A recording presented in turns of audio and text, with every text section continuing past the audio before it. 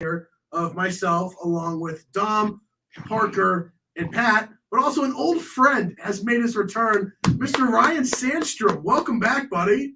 How's it going, guys? I'm very excited to be back and talk sports with all you guys. Gosh, I just remember the glory days of no Pat on the show and all Ryan, and kind of miss those days. Well, we're here to kind of rekindle them. Pat had a car problem, so he wasn't able to be here. But we've got 4 people, which is our normal number. In future episodes, it might be 5, so you're going to have to juggle a bunch of people. But for now, it's just 4. But, man, it feels great to have Ryan back. Dom, how you doing, bud? Doing good. It's been a weird day, but I agree. I've got another meeting after this, and then I have 2 tests tomorrow and an impromptu speech. Ooh. So tomorrow is going to suck. Parker, how about you, buddy? How you doing? I'm doing fine. Just another Wednesday. All right, and Ryan, Nothing else since needs you to be are said. back, I'm going to let you start off with whatever topic you want to talk about. I know you don't want to talk about the Tennessee Titans, but whatever you want to talk about, go ahead and start it off because it's your first show back. Well, thank you, Ryan. I think the main point of discussion we should start with tonight is who is the best team in the NFL right now? I know it's a bit early. We're only 2 weeks in, but I'd love to hear what everyone else has to say. Personally, I'm on the Buffalo Bill hype train. Yes, I'm a Titans fan. We got destroyed on live television, but I'd like to go around and hear what everyone else thinks as well. It's the Bills. They walked into the house of the Super Bowl champs on opening night and demolished them. And then they walked back across the country, played the number 1 seed in the AFC. Say what you will. They were the number 1 seed. And they absolutely killed them. What was it, 44 unanswered 41-7, points? I think, wasn't it? 41-7. So 34 unanswered points. Yeah. I mean, it was a dominating victory. They're the best team in the NFL. I don't think it's that close. I mean, obviously the Chiefs are really good. No one's going to sit here and say otherwise, but the Bills have a much better defense. It's not even close. And I think their offense is on par, if not better than the Chiefs. Well, Dom, before Parker says his take, even though I'm pretty sure we know what he's going to say. He said Bills. Remember the little friendly wager we have with each other? Our wager? Yes. Oh, yeah. It doesn't look very good. On my end, it does. Right. On my end, it looks fantastic. Well, it's just 2 weeks. But here's the thing, Tom. It's only going to get better for me. Right. They played two of the best offenses they're going to face all year. And they look decent against both of them. Top 20. Tom. Yes, they do look like a top 20 defense right now. Right now. In high school, my junior year, I took a class called AP US History. I'm sure most of you took it because we're all smart. Nah, man. Nah. But there's one theme that has always stood out to me in history, and it's that history repeats itself. And Mr. Stern, history is going to repeat itself. So are the Chiefs going to not win the Super Bowl? Well, I don't know why I had to go there, but I did. Funny because why not? It was our freshman year, right? Yes. That the Chiefs won the Super Bowl, and the freshman year that we made the bet, right? So if history repeats itself, technically by that logic, the Chiefs win the Super Bowl. I see what you're saying. But I will agree with you guys. The best team in football through the first 2 weeks has been the Buffalo Bills. And what they did to the Rams was shocking. What they did to the Titans was unheard of. They demolished them. I'm not going to go any deeper into it because I see Ryan giving me a death glare.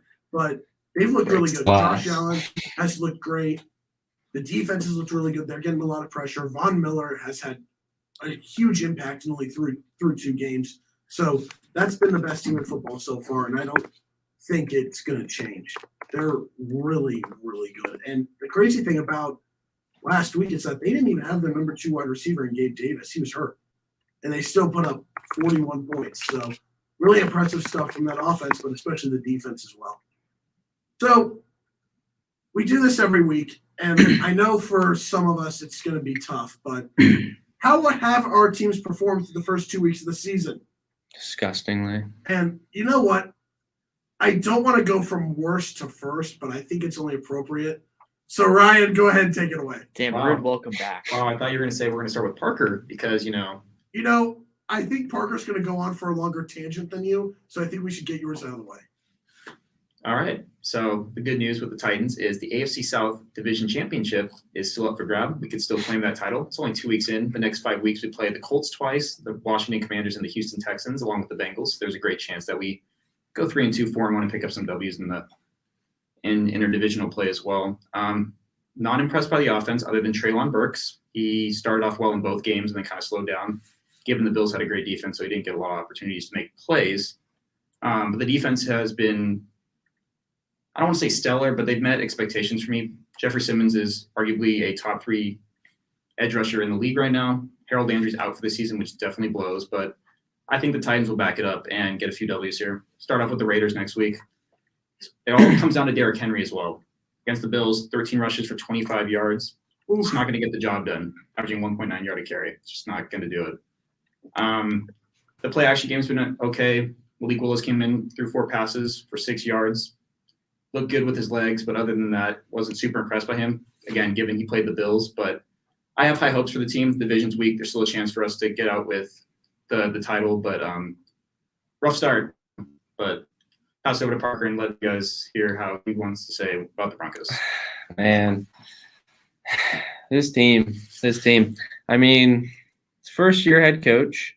It's a completely new coaching staff, so there's going to be some headaches here and there. That's expected with any guy or with really anybody doing a job for the first time in their life.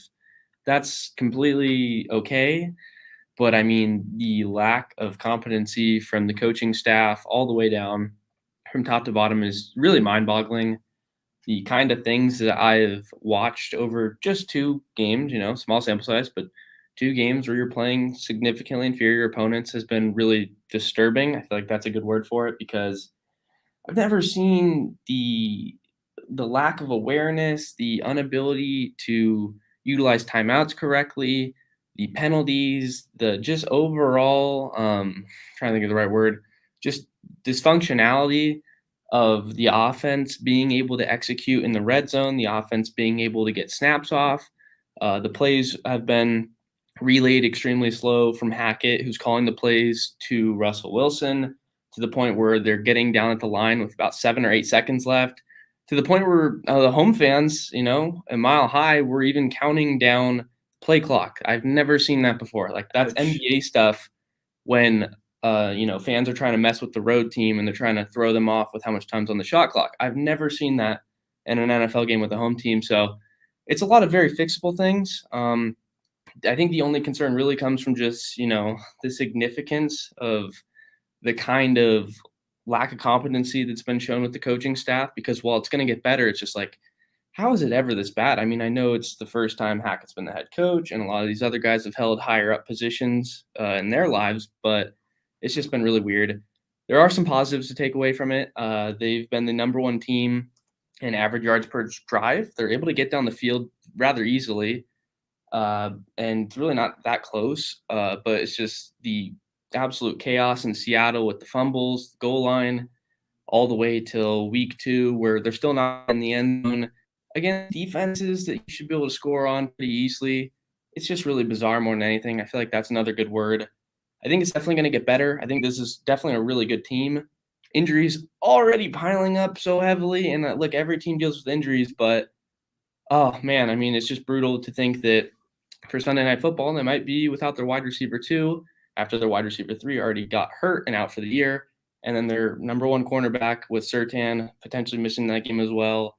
It's going to be a really difficult game, not to preview that game or anything, but I think that there's a lot that they're going to have to figure out. I think that there's some positives that aren't necessarily being talked about as much.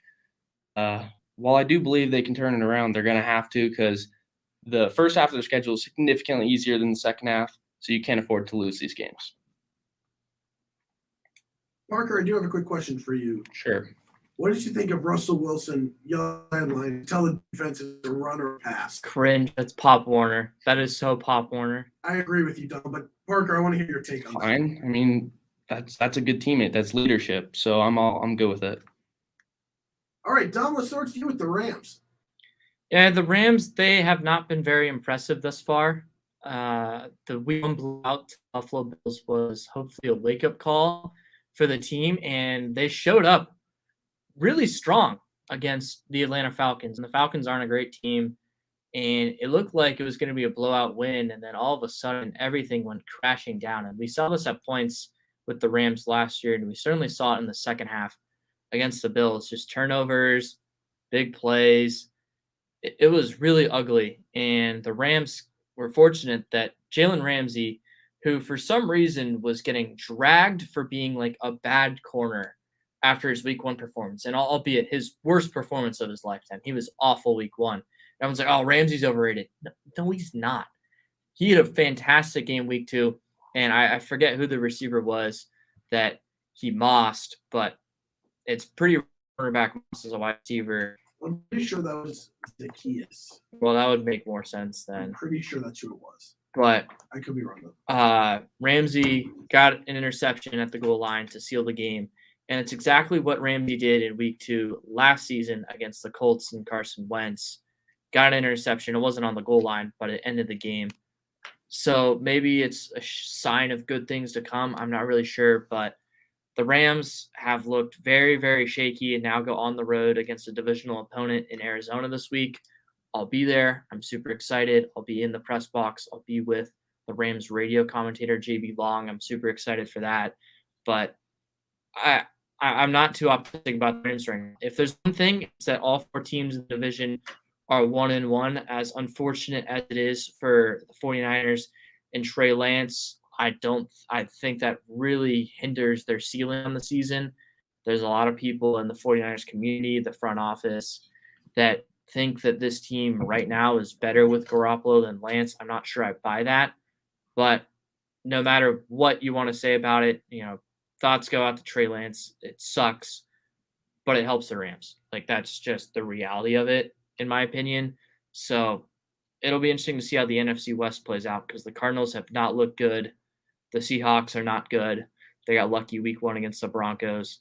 And then the 49ers are now going to have to deal with a quarterback change.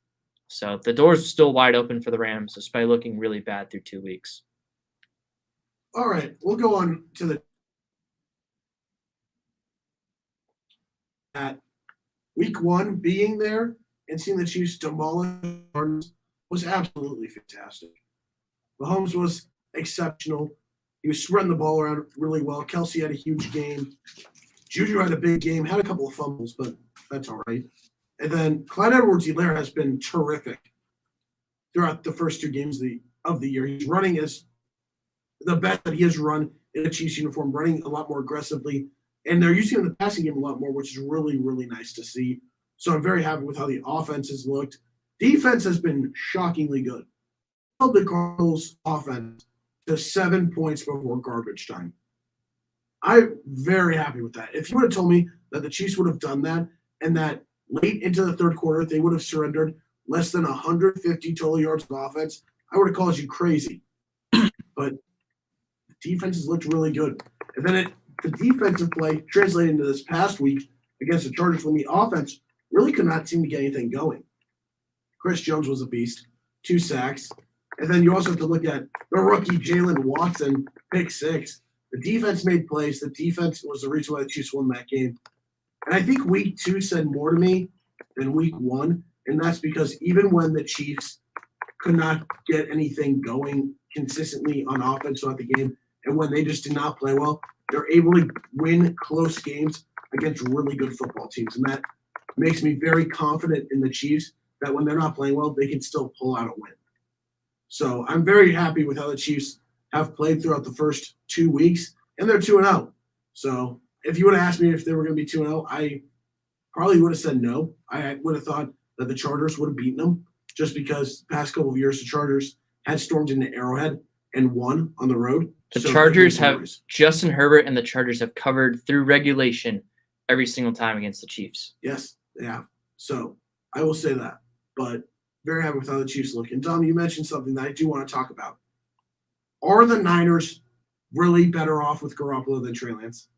I don't think so. I mean, Lance opens up so many things for them offensively, and Garoppolo was really good in the intermediate range, especially over the middle of the field. But that's it. I don't understand how teams don't crowd the box against that team that likes to run the ball, doesn't really throw the ball deep. Obviously, they have playmakers who can stretch you outside, like Deebo Samuel, Brandon Ayuk, and they're explosive running back room. But for me, when you look at that offense with Garoppolo, they're really just going to try and put the ball in the middle of the field if they want to throw it. And if I'm the safeties, I'm not respecting Jimmy Garoppolo at all. Lance has an incredible arm. He can throw the ball really deep down the field. He can also run and burn you in that way. Their offense has so much more potential with Lance. It's probably going to run more smoothly with Garoppolo under center, but I don't buy it. I really don't, and it really sucks because Lance hasn't started a full season since 2019. Sat out in 2020, then sat behind Garoppolo in 2021. 2022 was supposed to be his year. Now he's going to have to recover, and it won't be until 2023 when he can play again. I'm really concerned for his future and potentially for the 49ers' future as well, because Garoppolo, with his restructured contract, is now a free agent at the end of the year. What do you guys think over in the room? So my only question that I'll put out there for everyone is how did the Niners end up losing to the Bears if Trey Lance was their starting quarterback and he made all those points? Given they were playing in the rain, that doesn't help anything. But I also agree with your point of he gives them more versatility on offense. He can run the ball. He has a way better arm. You hate to see injuries. It's just a part of football. But then again, if we go back to history, Jimmy G led him to a Super Bowl championship game. He's more of a game manager rather than your star quarterback that you're looking for. That's why they drafted Trey Lance in the first round a few years ago. So I think it goes both ways. I think Jimmy G has the experience. There's a chance they win the division still because to me, they're the second best team in the division, possibly first. The Rams, they kind of go back and forth. But yeah, that's just my take on it. I think Trey Lance has more potential, but I think Jimmy G has all it takes to get him back to where they've been in the past. Parker, what do you think? It's a fun little debate because Jimmy has gotten them there. I mean, he's a guy that is probably like one of the poster children of being a game manager. Like he's one of the best to do it, man. He's got a great defense with him, great O-line, some good running backs, and he's able to do just enough. He was able to get him to a Super Bowl freshman year. He's been able to get him to an NFC championship as of last year. He's a guy that can certainly, put them in a position to win, not because of his arm talent, not because of his ability to run, nothing in particular that he does exceptionally well. He just kind of limits the mistakes until it matters most. But I think that Trey Lance is a guy that, for obvious reasons, I mean, when you take a top like that, you do it because you see the limitless potential that a guy possesses. We've kind of seen like a movement with dual threat quarterbacks having a more significant role in the NFL. We're seeing those kind of players in college translate significantly well to the NFL with how complicated offenses are these days. A lot of RPOs, a lot of different kind of play calls that you're going to have to utilize legs of a guy like Lance. He's super talented. It seems like he, as far as the physical tools, can do everything better than Jimmy. But at the end of the day, it's like, I don't know. It's hard to have a young guy out there who's going and winning close games in the division against teams like the Rams or the Cardinals or even the Seahawks, because the Seahawks are a team that have given the Niners fits for years, even if they're not good, because they're not.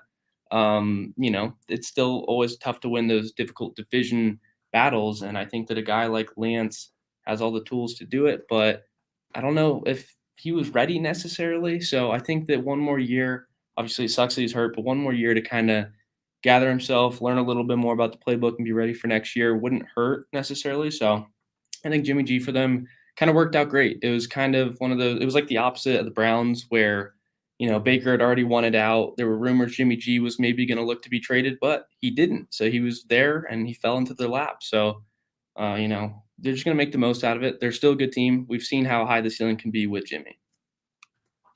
This is an interesting question, and for all the reasons that you three explained. And I think that in one sense, I think the offense might be more tailored to Jimmy Garoppolo's play style. Because look at how, like Dom, like you mentioned, they're heavy with running the ball. And he's good in intermediate routes over the middle, and that's what a lot of those routes are. So I think that the offense just isn't fully tailored enough to Trey Lance when he's on the field, but it fits Garoppolo well. And it's tough to see a quarterback go down with a season-ending injury. And it sucks to see that people are going to say that after the future of your franchise, which is what everybody's been saying, is Trey Lance, goes down. But looking at this scenario, the 49ers should feel confident because they know what Jimmy has done. Like you guys said, he's led them to a Super Bowl, led them multiple NFC Championship appearances. So the history is there that they can win with him, and he is the ultimate game manager. He is like an Alex Smith on steroids when it comes to game managing. It is ridiculous, and he limits turnovers. He does exactly what he needs to do, and just enough to get his team wins and get them deep into the playoffs. But I think that the system needs to evolve more to fit the play style and how Trey Lance plays. So, again, that could change going into next year when he'll be healthy. But right now, the Niners still have a very good chance of winning the division because of the struggles that the Rams have had in these first couple of weeks. So it's an interesting question, but overall, I think the potential of Trey Lance kind of takes it to where you would think they're better off with him under center just because of he can do more with the football and that potential is there. So, but Dom, I want to pose a question to you. All right. As a Rams fan, would you be more threatened by the Rams with Lance or Garoppolo? Lance, 110%. And why is that? Because I think that he's a better thrower of the football, and he's also a far better runner. And I know that running quarterbacks are harder to defend, so that's why I'd feel more threatened with Lance at quarterback. All And I right. think most teams feel that way too. I would agree with that sentiment. It's just harder to defend. You just have to keep Jimmy in the pocket because he's more of a pocket passer. So, but Ryan, I do have a question for you too. Yeah, shoot. Malik Willis made an appearance in that blowout on Monday night. Do you think that he will start a game before the midway point of the season? I think, like I mentioned earlier with the tight schedule, it depends how the team performs within their next 5 games, given that they play 3 division opponents, the Raiders and the Commanders. Going back, also, Josh Gordon got into that game, Ryan. I don't know if you saw that. I miss Josh Gordon. I was so sad when the Chiefs cut him because I was rooting for him. So yes, Willis threw a pass to him. He's a little behind him, so he didn't get the catch, but it was exciting him in a Titans uniform and not on the practice squad. But back to your question. So I think there is a good shot. It kind of reminds me of the whole Mariota Tannehill situation our freshman year, where Tannehill came in because Mariota was underperforming. It was actually a game in Denver. Mhm. Parker remembers it very clearly. Yes, sir. Could be a similar situation. I think it really just depends how the team's record plays. I mean, Tannehill hasn't been awful. Week 1 against the Giants, he did throw 2 touchdowns, both to Dontrell Hilliard. He only had 110 passing yards and interception in Buffalo, but there's a great shot. Was I impressed by Malik Willis in his first debut? No, but he's playing the Bills, so there's a great shot he does come in though, because I mean, and if he doesn't pan out the way that he's supposed to be, the Titans use a 3rd-round draft pick on him, so they could always draft another guy in the 1st round in the following year if they're going to end up being a bottom 2 list. I really don't think they have to be too committed to Malik Willis. If they don't like what they see, they didn't invest a Too first-round draft pick. They didn't trade up into the 1st round or whatnot to get him. Right, it's And- different for the Steelers and with Kenny Pickett, right? Because they used a 1st-round draft pick on him. I agree 100%. Now, Parker, I want to ask you a question about the Broncos coaching. I know you went into it a little bit, but I want to go back to week 1, and I know it's not it's a sore topic. But what was your reaction, since I was not at our place and I was not able to see it, what was your reaction when he just let the clock run down instead of using those timeouts on the 4th and 5? Why are we going back oh to boy. week 1? Because I really, That was fun I to just want watch. to I hear don't know. because I just want to hear what his thought was. Well, it's funny. Like, I usually, like, when a game's going south, I'm usually like more verbally frustrated or showing my frustration verbally throughout earlier in the game when things aren't going too well. But once we get to the end, I kind of come to terms with what's about to happen. That was one of those situations where, obviously, if I was ever a head coach, which won't be the case, if I was, I would have called the timeout, thought up a good play, and had Russ go get you a 1st down, and then try and get a little bit closer, play by play with the 3 timeouts you had at the time to get a chip shot of a field goal to win the game. Since McManus is a good kicker and is capable of making those, but he's never shown that he can make a 60-plus yarder. He was like 0 for 7, I think, going into that situation. And what's interesting with McManus, not to pick on him, but there's been plenty of situations where they've had situations right before halftime where there was a big kick that he could have maybe made, and then they'll ultimately not decide to go with him, and he showed frustration on the sideline, even throwing a helmet here and there. because he's able to make them in practice, but it's a whole nother animal making in the game. So I obviously didn't like, the fate of, the game being in his hands for a 64-yarder. It would only be the second longest ever, only because of Justin Tucker last year. So I didn't like it. I would have liked for them to have gone for it and given yourself a chance. And I also think not only the decision to let the clock go down to 20, but the idea of calling the timeouts when they're in a victory formation, that's just the weirdest thing I've ever seen. Like, what are you gaining from that? Like, you mathematically can't win. I guess, there's a chance they mess up the, taking a knee, but the odds of that just aren't even worth, calling the timeouts. It looked really lame. Again, it just goes back to the lack of competency from a head coach. I've really never seen such a weird situation. So, bummer. Game they should have won, but it felt like a trap game going in, and it was. And Parker, I think I've told you this before, but Nathaniel Hackett actually went to my high school. Yes, you have. Yes. He's a Blue Valley Northwest alum. Congrats. Yeah, you can see that he's putting such a great name in for Northwest so far over 2 weeks. He'll figure it out. I'm wearing the shorts of the high school that Kevin O'Connell went to. Cookie? Yeah, that's when you respond nice, because that's what I responded to you with, Ryan. Congrats. Sorry. Yeah. Congrats. Since we're talking about high schools real quick, I just want to throw in that Brandon Cooks went to Lincoln High School. Nice. Yeah, so just want to put that in there. Parker? Parker, what about you? This is your Come time on. to flex. Nate Diaz is from Stockton, go 209. And Nick. Shout out to Nick. Well, I guess that kind of fits for both Ryan and Parker in that sense. But I want to ask now, favorite game of the week from week 2? From week 2? Yeah, I think I know what one of you is going to say. I already have my answer, but go ahead and start us off, Tom, if you want. Well, I mean, I'd have to think. Ryan, go ahead. All right. I think it's pretty simple. The Jets versus the Browns. That's not the game I was thinking. That was you were my saying. least favorite game Really? because it cost me $50. Really? I That was just not think the what I was whole, thinking. the whole probability index of them only having, 99.9% chance of winning. They throw a 60-yard bomb to former Titan Corey Davis. And then the onside kick and the recovery after that. Joe Flacco is second in the league in passing yards, guys. Yeah. I think he's a quarterback finally. 2011? Wacko Flacco. But that was easily the best game. Just the rally at the end, JETS, Jets. Oh, yes. Oh, that brings back memories. It Let's does. go. So, and just the touchdown to Corey Davis made it that much sweeter. So, easily the best game of the week for me. Parker, what about you? Raiders Cardinals. I mean, anytime the Raiders lose, that's a good win for the rest of society. And you know what? That's one thing Parker and I will always agree on. Yeah, so that was an interesting one because that was a game I couldn't really watch any of the games. I was just tracking them on my phone on the ESPN app, watching the GameCast, and I saw them slowly coming back, and I'm just like, oh my gosh, this is insane! Like they've gotten two two-point conversions to tie this one up. I can't believe they're going to OT. I couldn't believe it when I was seeing it on my phone.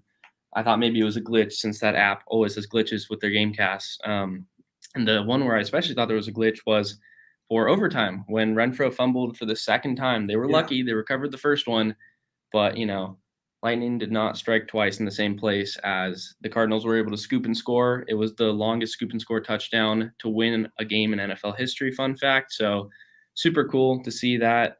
There was Raiders fan altercation. Don't need to really talk about that, but really good game though. Grass is green, Parker. Cool play. Just a cool comeback. That second 2-point conversion that was it the first or the second one? The one that was 20 seconds. Oh, that was the first one with Kyler. Yeah, that was Crazy. That was awesome because I saw like a Bleacher Report notification that said video game like play.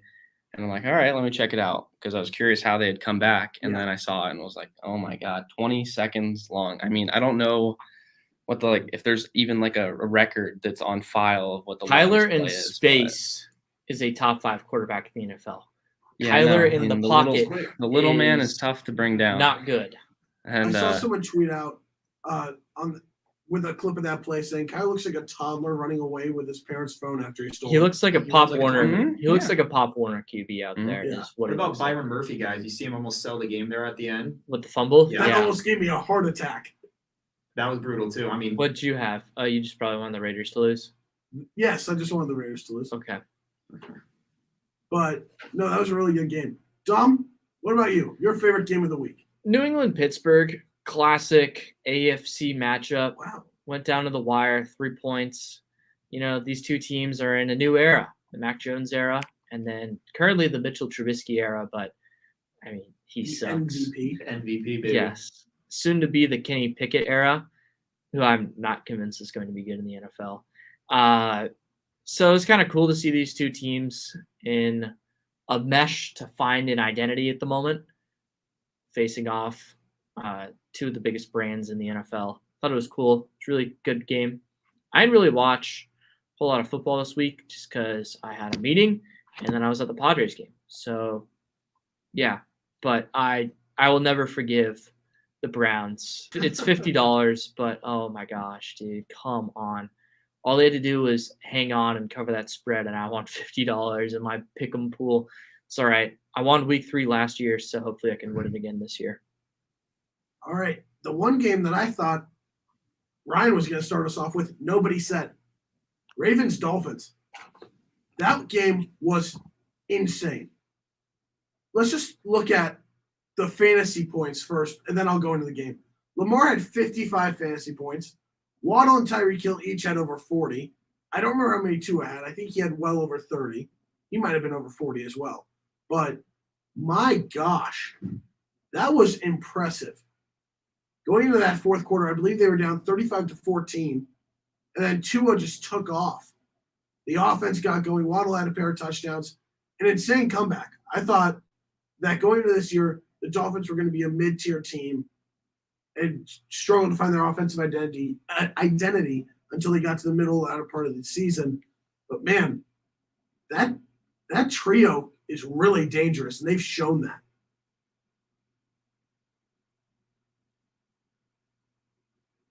No, the Panthers of last year. Oh, yes.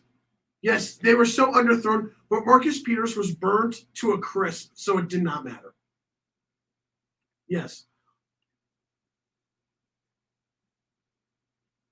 One of my friend's dads back home, he's a huge Dolphins fan. He's like, oh, what great throws from Tua. And I looked at him and said, those are underthrown. It's just the separation that his receivers got because he's got two of the most explosive receivers in the league. But the 2-0 Panthers of this year from last year are the Giants. And I think that's an easy answer. 100%. The Giants are not good. Cowboys. No, the Cowboys are going to beat them. The Cowboys will win. Yes, Cooper Rush is that guy. No, he's not. He's that guy to do just enough to get a win. That's what he did last week.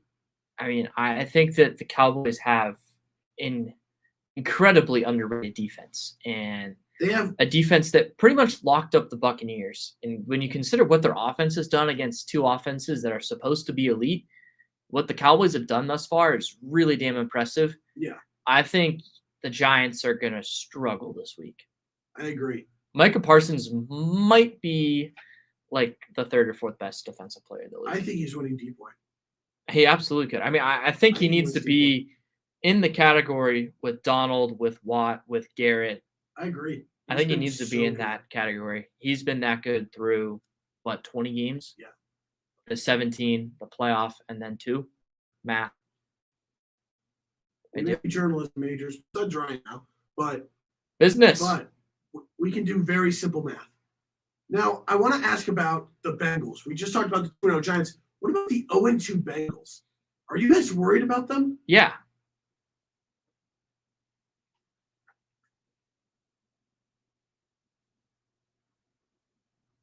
Yeah. Well, I'll tell you how it's possible. And by the way, for those of you listening at home, I think Parker's computer died. Can you confirm that in my ear? Yeah, Parker's computer died, so you can't hear Parker or Ryan, so you're just going to hear some awkward silence. Sorry.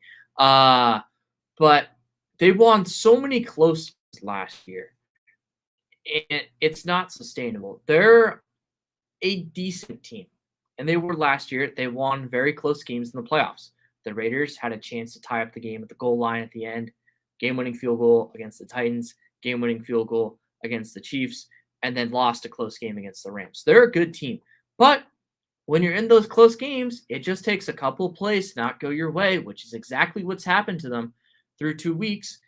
And at some point, you're not going to be able to recover from mistakes that you make. And that's exactly what from the Bengals. They're going to be fine. But, I mean, after an 0-2 start, it's an uphill climb to make the playoffs. And I'm not sure they have the depth, especially the O-line, to make a run towards the playoffs. They just don't have a good O-line that's going to make it easy for Joe Burrow. They have good weapons. They have a good defense. But if you can't protect the quarterback, it's really hard to put up points. And we've seen that through 2 weeks for them.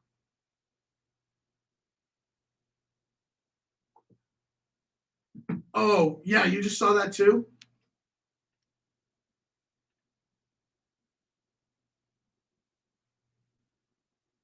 Yeah. Pat would be having a heart attack. What does that even mean? It's one of the most completely vague but serious tweets I've seen. And we'll definitely talk about it because we are a basketball show as well.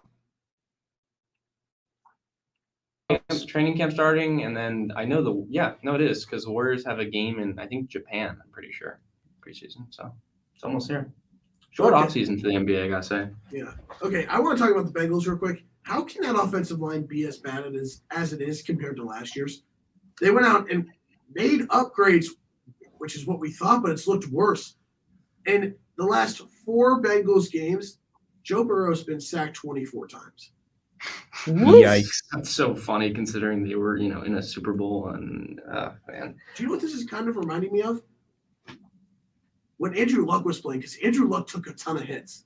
Yeah, no, they add up. Neither of them never complained. Yeah. They were just like, it's football. You're going to get hit. What's football with a few bruises?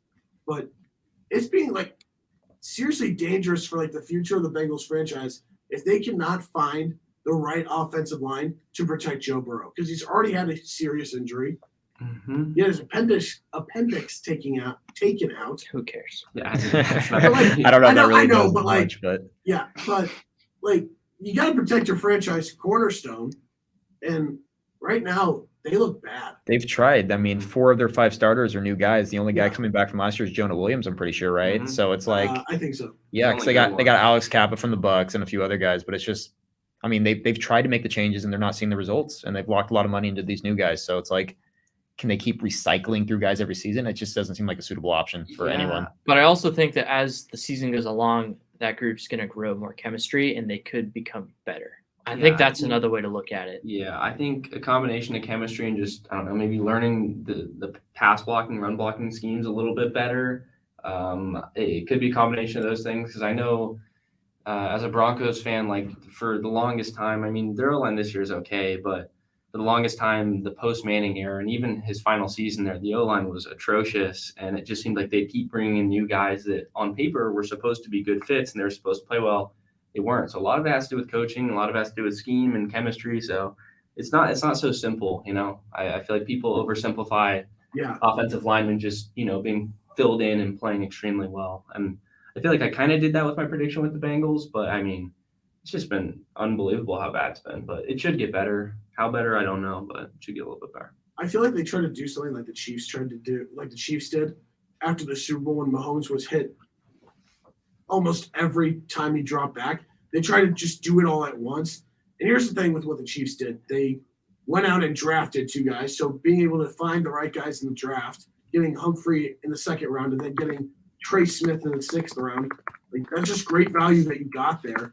And then you signed to and you trade for Orlando Brown. And it seems like that recipe worked. But it, like you said, Parker, it comes down to the scheme. It comes down to how the offensive line should be playing and what their schemes are. But here's the thing: the coaching has not been there. So there's some miscommunication on what they need to be doing. And Dom, like you said, the talent is there on that offensive line, and it will probably grow throughout the course of the season. But right now, it has to be worrisome if you're a Bengals fan seeing your star quarterback be hit as much as he's being hit week in and week out. So, Well, and part of the reason why quarterbacks need to get so protected by the O-line because they're sustainable to those, or they're susceptible to those big hits, is because they have those 5 big offensive linemen around them who could just fall on their legs. They're not, I don't want to say they're not as agile because I don't think that's necessarily true, but they don't have the ability to avoid getting tackled like running backs and wide receivers do. They're really not paying attention all the time to the guys who are about to hit them, and they could also be collapsed on by more and more players. So that's kind of why quarterbacks get those weird injuries in the pocket, like Joe Burrow has got, and Andrew Luck getting hit, and then you get hit by the lineman too. So it's a concern, but I mean, Joe Burrow's tough, like you mentioned. I think he'll be fine, but they need to do a better job of protecting him for sure. Now, we've talked about this about every year that we've done this show, so for the past 3 years. So I want to continue the trend. Which 0-2 team do you think could pull it off and right the ship and find a way to get to the playoffs? And then which 2-0 team is just a fraud? Bengals can pull it off. I think my answer is pretty obvious. The Tennessee Titans could still win their division at 0-2. The South is so Pretty good. much any. Yeah, I mean them or the Colts. Could Them or the Colts are 0-1-1. So Oh yeah, I guess I can go that one. But still. You know, we'll count the Colts as 0-2 because they should have lost. right. But I think the Raiders are the best 0-2 team. The problem is they had 2 good chances to win games. They had a It's the chance to win a hardest divisional game. They Yeah. had one final drive against the Chargers to have a shot at it, and they had ample opportunities against the Cardinals. They have the best team. Their line has been disappointing, which I should have taken into more consideration. I told you that when you picked the Right. Raiders to win the division. I know, it's why I just acknowledged it, Ryan. Wow. I'm just saying. I know. told you so. I acknowledged it.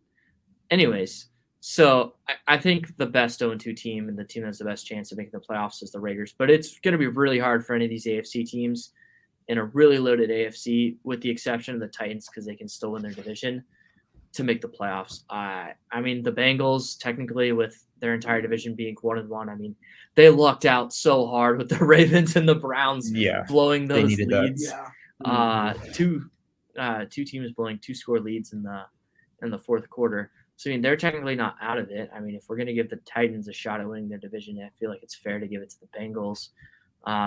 But I think it's the Raiders. I really don't think either of the 0-2 teams in the NFC have a shot.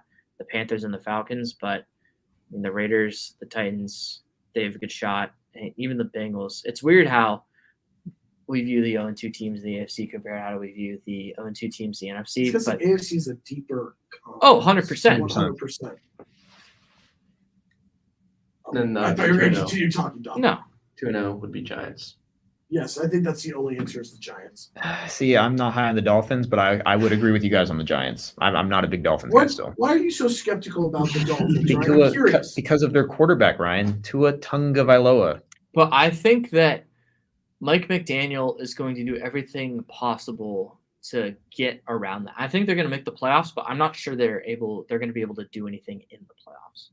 Yeah, I mean they almost made it last year without having a guy like Tyreek to completely open things up, and without having a better play Tyreek calling. and Waddle is so Okay. dynamic. It's incredible. That's what the Chiefs trying to do with Mecole Hardman to Tyreek Hill. It's work, and offense still worked plenty fine. But you're kind of seeing what Tyreek Hill opens up in your offense, because their offense was very stagnant all of last year. They had Tyreek Hill, and their offense is completely wide open. Tyreek Hill is one of the biggest weapons in the NFL. The Chiefs haven't missed him yet, but it's going to be really fascinating to see how consistent that Dolphins offense can be. Because Ryan Sandstrom, I should clarify, I completely agree with you. Tua was making throws that he needed to make, but they were not good throws by any stretch of the imagination. But yeah, going to Blank's point, if they're that open though, I don't think it matters at that point, right? If Exactly. you're playing I don't better think you can defenses, depend then on- it will matter. I don't think you can depend on them being that open, Right. Yeah. is what you're trying And to I, say. and I also think, in Tua's defense, if he's that open, you're better off slightly or underthrowing than you are overthrowing him. Like, imagine if he overthrew him. How dumb would that be? So Right. I Yeah. think that also comes into play a little bit, too, when he's throwing that ball. But when you consistently underthrow deep targets, then It's not more of overcompensate for overthrowing. I just think it's just you don't have the arm to get it there. That's exactly the point. Yeah. Yeah. So, but again, if they're able to create the separation like they did this past week, which we don't know, I would say they're not going to be able to do that. But if they're able to consistently do that, it won't matter as much. Plus, they have a solid defense. Mhm. They have a very good Their O defense. line was a huge issue last year. They improved it Yeah. in the offseason. Yeah, definitely. I think they are a wild card team. Yeah, no, absolutely. I totally agree. I think more so. people would take them seriously to win the division if they didn't have the best team in the in football division. in their Right. division. To me, it's too early to say, but there is a shot. You know, the AFC, as stacked as it is, at the same time, it's wide open because you have so many stacked teams. So And you know we'll what? see how it finishes. As good as the Bills' defense has been this year, we're going to see them against this Miami offense this week, and it's going to be a big litmus test. I mean, I think we all on the same page of how we think it's going to go. We'll see. I think that could be a game of the week. Yeah, I mean, it's a divisional matchup. Possibly, Those yeah. games are always some of the But best also games just of the because week. of it's going to tell a lot about one side. It really in the aspect of can Waddle, can Tyreek Hill create that separation consistently, especially against an elite defense? And can the defense for the Bills hold up and try to contain those two guys? I think that's Yeah. the matchup. And why am I blanking on his name? Coach of the Bills. McDermott. McDermott has done a fantastic job the first couple of times around against the Dolphins offense because he's a defensive guy. Yeah. But now with Tyreek Hill in the mix and also Mike McDaniel certainly bringing in a much better offensive scheme than whatever Brian Flores' offensive guy was running in there, it'll be interesting. I mean, it's cat and mouse. You see these new factors coming into divisional play. How are they going to affect what the team that has had success against them previously be doing? That's what the NFL is. It's a game of adjustments. And I think that how the Dolphins start in this game is going to tell a lot of how this may trend throughout the entire season. If that makes any sense. Makes a lot of sense, Makes a lot actually. of sense. I see your point there. Now to close this show out. How confident are you guys in your teams this week? Dom, start off. How confident are you in the Rams? So I mentioned earlier that I'm in a spread pick'em pool, and Yes. I picked Arizona Cardinals plus 3.5. So I'm basically assuming it's going to be a close game. The Rams played the Cardinals week 4 last year, and it was an awful game. The Cardinals like to start hot, and it's going to be fascinating to see how Kingsbury can adjust from the last 2 times the Cardinals played the Rams and finally started to open things up in the second half against a good Las Vegas team. I think they're a good team. I'm not that confident. I think it's going to be a really good game. I think it's going to be down to the wire. I think another game of the week candidate here, but I'm not too confident in the Rams this week. I wouldn't be surprised if I'm back in here a week from now talking about a Rams loss. Ryan, over to you. It's funny because we were talking about 2 0-2 teams that could possibly make the playoffs, and they're facing off against each other this week. So one of them's going to be 0-3. One of them will be 1-2. The team that ends up at 0-3, I think, is just out of the playoff race. I know it's really early to say that, but I think they have a lot of work to make up. The Titans are weird because last year they had the second best rush defense. This year it's the second worst rush defense. So I think it's dependent on Josh Jacobs and if Christian Fulton can come back as our cornerback 1 and lock down Devontae. Devontae, I forgot how many targets he had last week, but he only ended up having 2 catches. So he played no role in that offense. It's just going to be on the defense. It's going to be how Ryan Tannehill could bounce back from a tough game against the Bills as well. Derrick Henry has to get involved early because the thing with the Titans is the second they go down points significantly, they can't rely on him to get going because they have to make up points, and you're going to do that through the air to gain yards. So I think they win.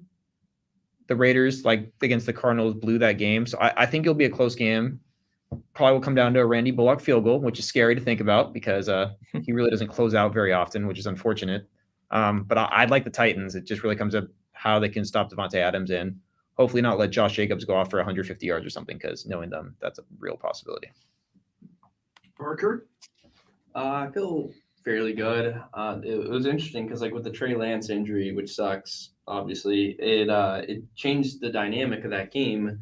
Since coming into the year, I figured, it's a young quarterback that's probably going to be prone to making some mistakes because while he does open up the offense significantly and really just put a lot more stress on your defense as far as, what kind of coverage they want to be in, how they want to have a spy on him. They don't have to do that with Jimmy. So I don't know if the confidence necessarily goes up or down. I think it's pretty much the same. But I think that I'm confident in the Broncos as a team. I'm confident in the talent that they have. The only concern, or not the only, but the concerns I have to whether or not that talent's going to be capable of playing with injuries. And I'm also concerned just with, if they get put into these situations with, coaching having to come into play, will they be able to make the right decisions? So far, they haven't proven to be able to do that. I expect every week to get a little bit better. But, I mean, I saw a stat today on Twitter that they have, I think, 4 or 5 false start penalties delay of game penalties. And it was 4, I believe. And that was double what they had all of last year. So there's concerning stuff, because penalties can kill drives. And when you're going up against a good defense like the Niners, you really can't afford to make those mistakes. So I think that it's going to go one of two ways. Either we see the red zone offense completely do a 180. They find a way to get in the end zone. The running backs do their thing, and Russ has a big game because he's a guy that's very familiar with the 49ers. Or, coaching can get in the way, and they're going to continue to make those mental mistakes, and those will bite you against a good team like the Niners. So we'll see how it goes. I don't know how to feel about this week's game for the Chiefs. Trap game. That's what I'm saying exactly. 100%. It is a trap game. The Colts team has been terrible in the first 2 weeks against teams that they should have easily beaten. But this is a trap game. We know the true potential of the Colts is a lot higher Yes. than what they've shown. And Exactly. I think you and I both know that the Chiefs' defense has been a lot better than probably what it's going to be. It looks like it's going to be a top 20 defense. I will be the first. You're preying on the downfall. I'm not. I'm just You are, saying you that are, I you picked the Colts plus 6.5. Is Michael Pittman playing this week, Ryan? Because that's a huge factor. Practice Today, It's and him huge, practicing today moved the line from 6.5 to 5.5, actually. Yeah. That will do it. He's the very smart good, guy. so- The smart guys know what they're doing, Ryan. So I'm very nervous just because of the fact that it's a trap game. On paper, with how bad the Colts have looked, the Chiefs should easily win this football game. But I also know the Chiefs. They have a very bad loss at least once every season. This could be it. Could happen way earlier than it should, and in a very much trap game. Yeah. What's the answer to Jonathan Taylor? Because I think that's a big concern heading into this week for them. Honestly, I don't know. Chris Jones was great last week, was able to get through the line a lot. So hopefully Chris Jones can be that anchor once again. But the other thing that worries me about the Chiefs defense is that Willie Gay just got handed a 4-game suspension. I was just going to ask. I saw that. And the suspension's an interesting one. I don't want to get into that, but What was it for? They literally, I So, saw a tweet yeah. that just said suspend 4 games. It said Yeah, nothing so- else. over the offseason, there was an argument between he and the mother of his kid. Oh, Chiefs players. And Ba- what baby happened mama was- It happens is way too the often. is the term. I wasn't going to say that, but you were factual in that statement. So what happened was they got into an argument. He broke a vacuum cleaner, and he got suspended 4 games. Ah, seems Did he, like, reasonable. break it over I was gonna say, somebody's head or He did not something? break it over How somebody's do you head. break this vacuum cleaner? He snapped it with his 2 arms. Did it like the Bo Jackson? Pretty That's much. impressive. He It's should. Pretty much.